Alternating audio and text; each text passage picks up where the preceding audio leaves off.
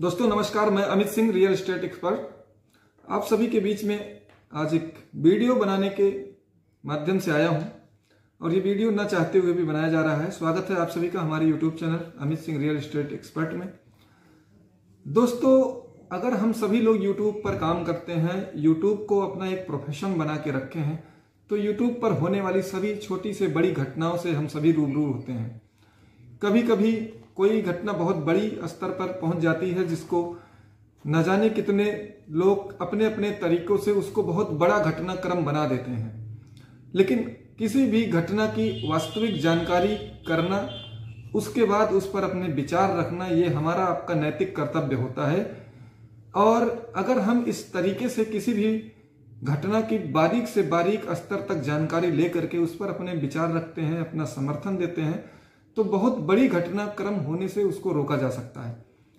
दोस्तों, आप सभी लोगों को YouTube पर जितने भी लोग आज सर्च करते हैं, वीडियो देख रहे हैं, मोटिवेशनल वीडियो देखते हैं, अपने काम की चीजों की तलाश कर रहे हैं, तो उसमें हर 3 वीडियो में से एक वीडियो आपको आज का जो चर्चित ट्रेंडिंग वीडियो है, जो YouTube पे सबसे ज्यादा सर्च किया जाने वाला वीडियो है, और वो है संदीप माहेश्वरी वर्सेस विवेक बिंद्रा जी का वीडियो।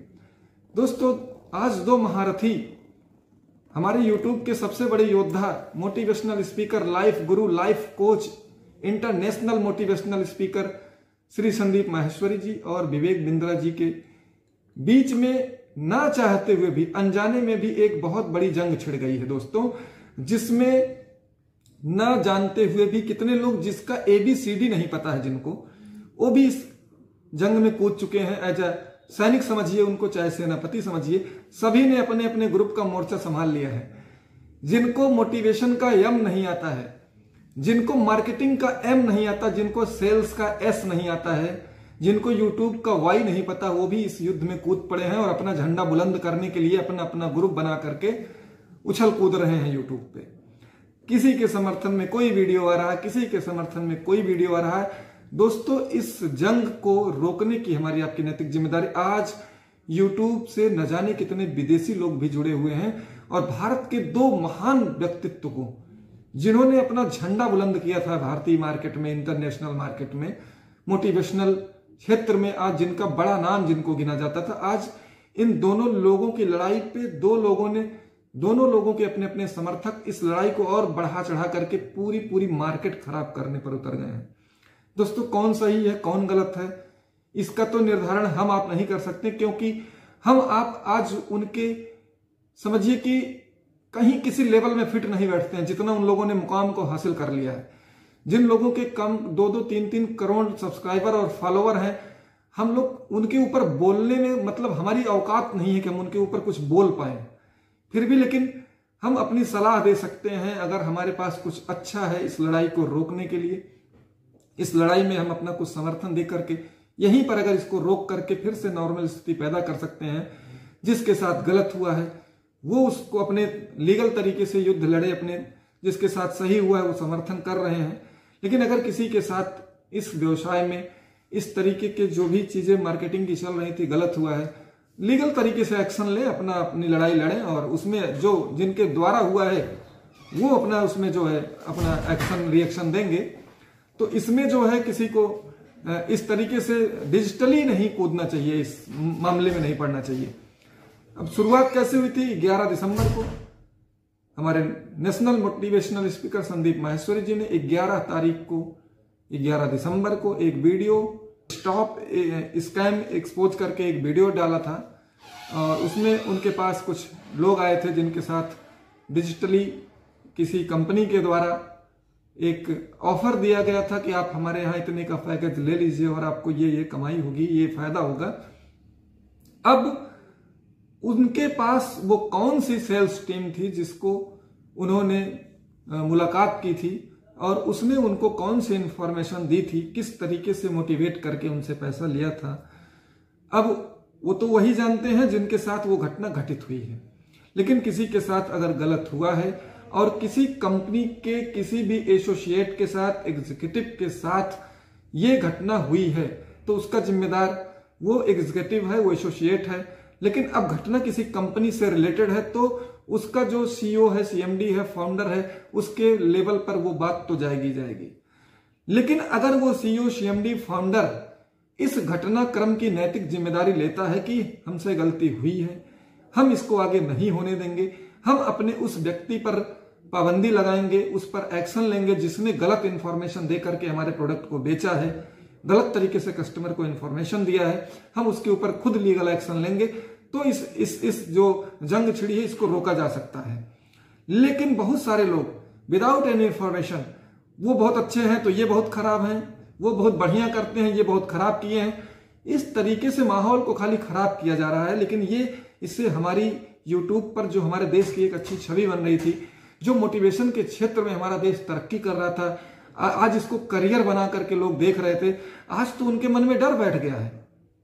सफलता प्राप्त करना बहुत आसान है मित्रों, लेकिन सफलता को मैनेज करना आना चाहिए। नहीं तो आप चाहे जितने बड़े इंडस्ट्रियलिस्ट हों, चाहे जितने बड़े यूट्यूबर हैं, चाहे जितने बड़े पॉलिटिक्स में हों, आपके आज हजारों अगर फॉलोअर हैं तो आपके हजारों विरोधी भी तैयार बैठे रहते हैं और आपको अपने एक एक पल को, अपने एक एक चीजों को वेरिफिकेशन में रख करके अपनी जो चीजें हैं उनको आगे बढ़ाना चाहिए। नहीं तो सेकंड लगते हैं बर्बाद होने में। उसके ताजा उदाहरण आज अगर देखा जाए, नेशनल गुरु, मोटिवेशनल स्पीकर विवेक बिंद्रा जी, इतनी बड़ी फॉलोअर, फैन फॉलोइंग, उनके जरिए न जाने कितने लोगों ने अपने जीवन में बदलाव भी लाया होगा, न जाने कितने लोगों के जीवन में तरक्की हुई होगी।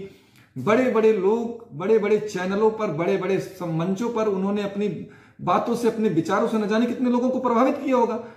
लेकिन एक घटना जिसको तह तक जाकर के उस पर कोई भी एक्शन नहीं लिया गया, केवल डिजिटल वार शुरू हो गया।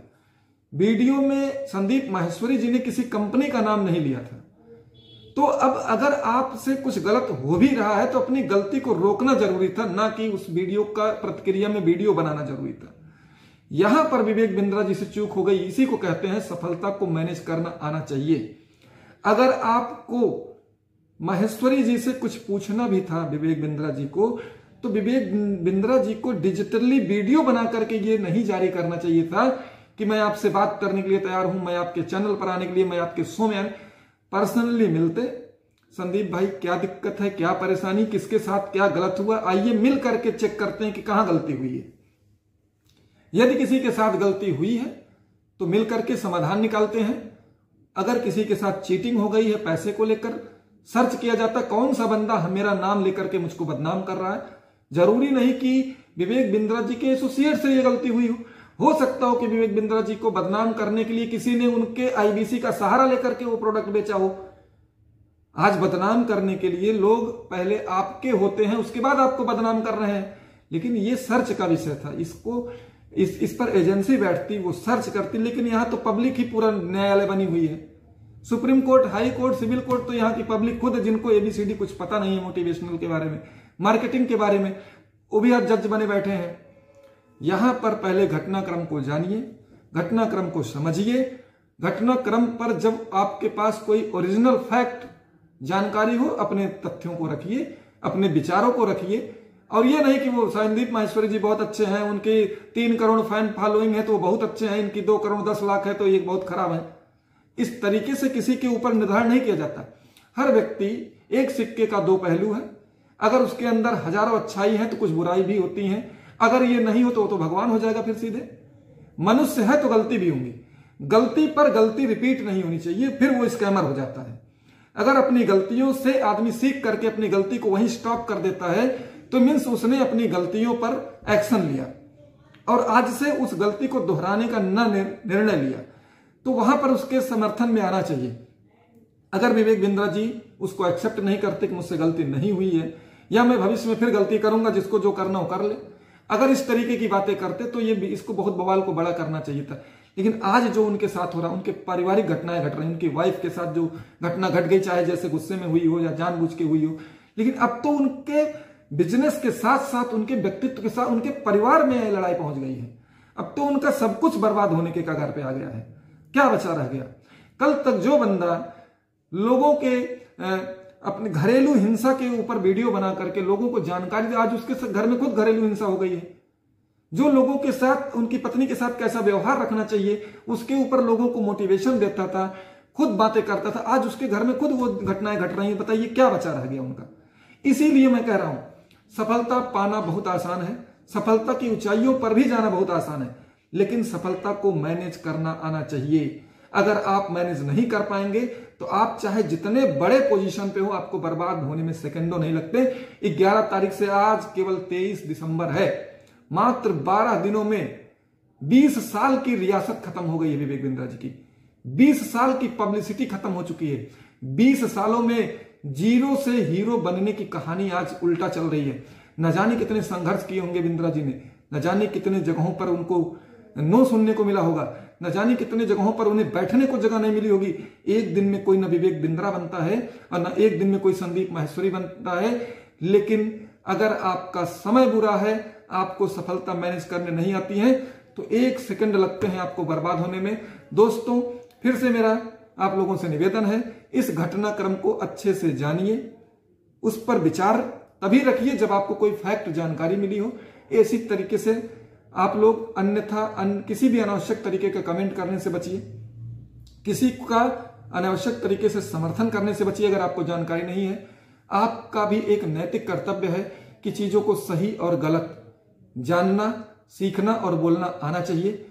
मैं आज इस वीडियो को यहीं पर समाप्त करता हूं, और आपको अगर मेरी वीडियो पसंद आई हो तो हमारे इस चैनल को लाइक, शेयर, सब्सक्राइब करना ना भूलें, जिससे कि इस तरीके का कोई घटनाक्रम हमारे पूरे भारतवर्ष में किसी भी मुद्दे पर होता है तो उससे रिलेटेड वीडियो आपके पास पहुंचता रहे। धन्यवाद।